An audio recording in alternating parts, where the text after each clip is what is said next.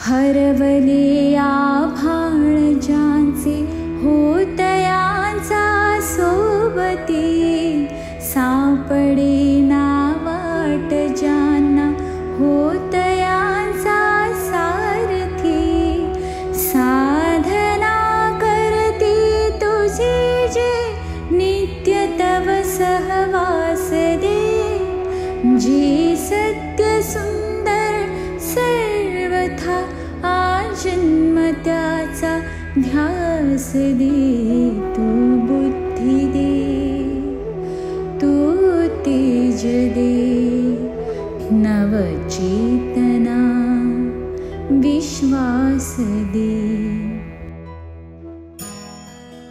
जी समाजाची दुःख दूर करतात, अंधारलेली मने उजळून लख्ख करतात, स्वत्व विसरून ज्यांचा देह हा अविरत समाजासाठीच झटत असतो, चंदनाप्रमाणे झिजत असतो, असे अवलिया कायम दुःखी पीडितांना आधार देण्यासाठी सरसावतात. नेहमी समाजहितासाठी काय काय चांगले करता येईल याचाच सतत विचार करत असतात आणि ते करण्यासाठी सतत धडपडत असतात आणि आपल्या अनुयायांना पण तीच शिकवण देतात.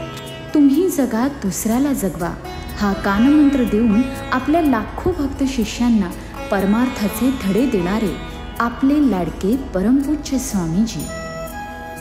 याच सत्पुरुषाचे सानिध्य लाभले परभणीकरांना, तेही सिमूर गव्हाण उपपीठावर. दिनांक 13 व 14 मार्च 2024 रोजी आयोजन करण्यात आले होते. अनंत श्री विभूषी जगद्गुरू रामानंदाचार्य श्री स्वामी नरेंद्राचार्यजी महाराज यांच्या समस्या मार्गदर्शन व दर्शन सोहळ्याचे.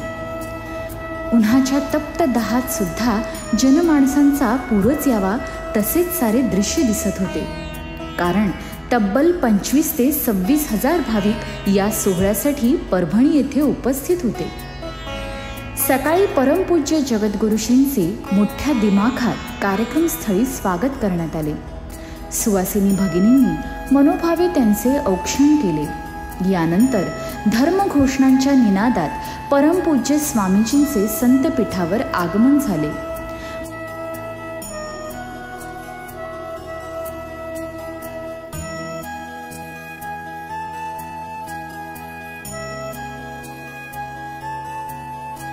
परमपूज्य गुरुमाऊलींचे पुरोहितांद्वारे विधिवत पाद्यपूजन करण्यात आले.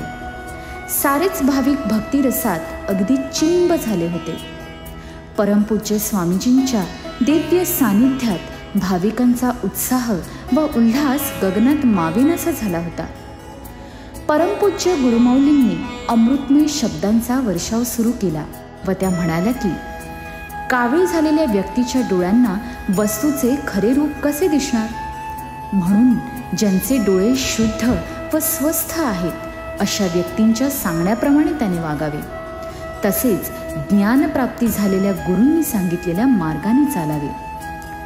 सद्गुरूंनी जे सांगितले ते सत्य मानून त्यावर विश्वास ठेवून मार्गक्रमण करावे. दुसऱ्या दिवशीही परमपूज्य स्वामीजींचे अनमोल वचन ऐकण्यासाठी भाविकांनी गर्दी केली होती. मार्गदर्शन करताना परमपूज्य स्वामीजी म्हणाले की, समस्या उत्पन्न होण्याचे मुख्य कारण आपल्यामध्ये सत्सत विवेक बुद्धीचा आणि निर्णय क्षमतेचा अभाव आहे. भक्तिरूपी व्यायाम मनाला धष्टपुष्ट करून त्या सद्गुणांनी व सात्विकतेने संपन्न करतो. साधक बाधक विचार करण्याचे सामर्थ्य भक्तीने विकसित होते व समस्येला सामोरे जाण्याचे अलौकिक बळ प्राप्त होते. म्हणूनच सद्गुरूंना अनन्य भावे शरण जावे व भक्तीने जीवनाचा उद्धार करून घ्यावा. अमूल्य अशा गुरुवाणीचे श्रवण करताना सारेच भाविक देहभान विसरून गेले होते. पुढे 987 भाविकांनी यावेळी उपासक दीक्षा व 739 भक्तगणांनी साधक दीक्षा घेऊन औपचारिकरित्या स्वस्वरूप परिवारात प्रवेश केला. तसेच 107 भक्तगणांनी सामूहिक श्रीलीलामृत ग्रंथाचे पारायण देखील केले. या अशा भक्तिमय वातावरणात साऱ्यांचे चित्त भारावून गेले होते. आता सर्व भाविकांना गुरुदर्शनाची ओढ लागली होती. अखेर दर्शनाची व समस्या मार्गदर्शनाची रांग सुरू झाली. आपल्या परमपूज्य सद्गुरूंच्या सगुण साकार स्वरूपाचा सहवास संपूच नये असे सर्वच भाविकांना वाटत होते. 2 दिवस कसे सरले कळलेच नाही आणि अखेर निरोपाची घटिका आली. सांगता आरती संपन्न झाली व साऱ्यांनी परमपूज्य गुरुमाऊलींचा निरोप घेतला. श्री गुरुदेव.